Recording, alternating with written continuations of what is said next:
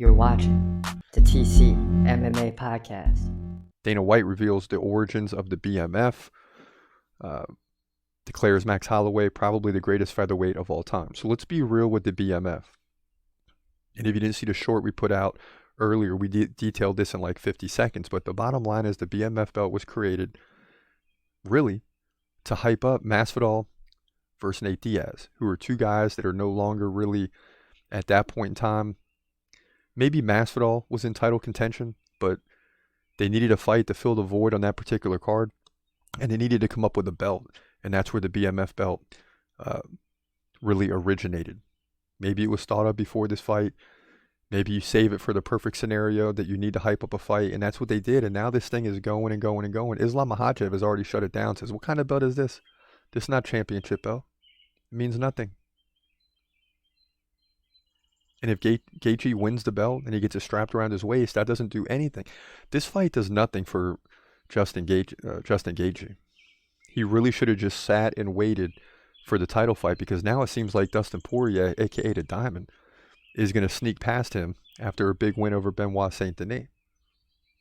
If Gaethje was available, they would still be able to say, well, Gaethje beat Poirier, but now Gaethje's not available, so that discussion is out, and Islam wants to fight 3 times a year.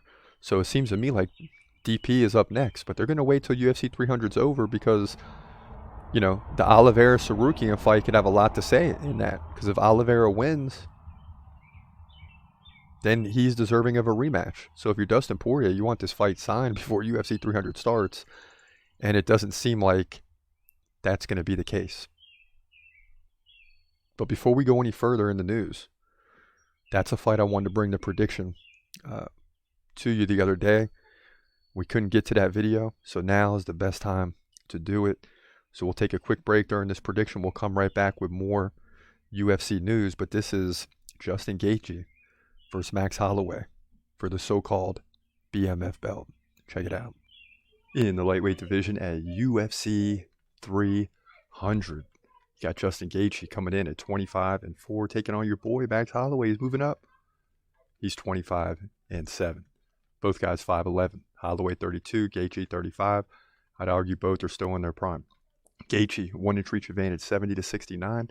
Both guys stand right-handed. Both guys very active, over 7 significant strikes per minute. You can see why it's for the BMF belt.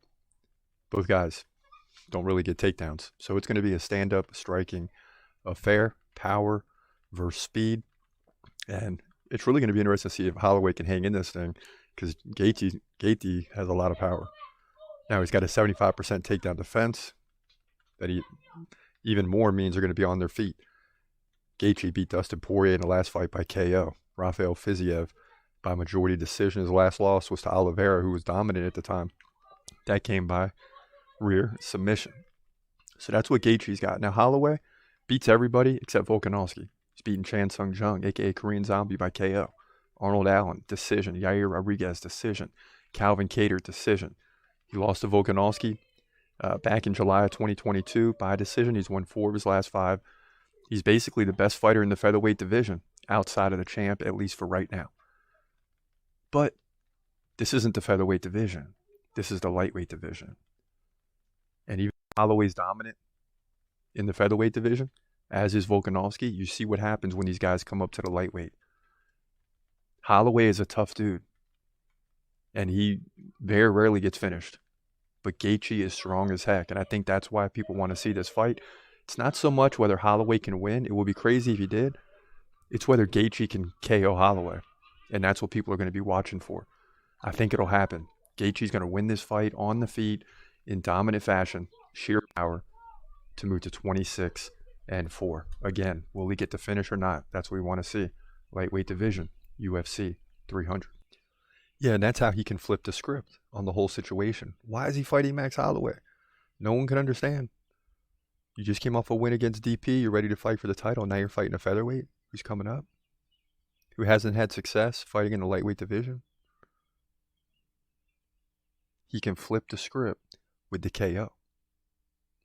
That's what needs to happen. If Gaethje KOs Holloway, there's going to be some naysayers like, oh, you're supposed to. He's a featherweight. But the fact is nobody has stopped Max Holloway. I repeat, nobody has KO'd Max Holloway. And if he can add his name to that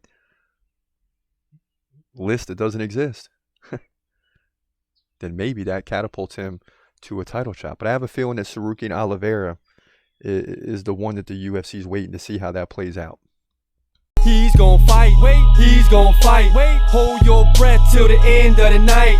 Last fighter call, UFC at its height. Bringing that thunder with all his might. Saying, step up, wanna fight? Hold up, think twice. Gladiator, assassin, reckless, no abandon. Walk through that cage, he'll leave your ass.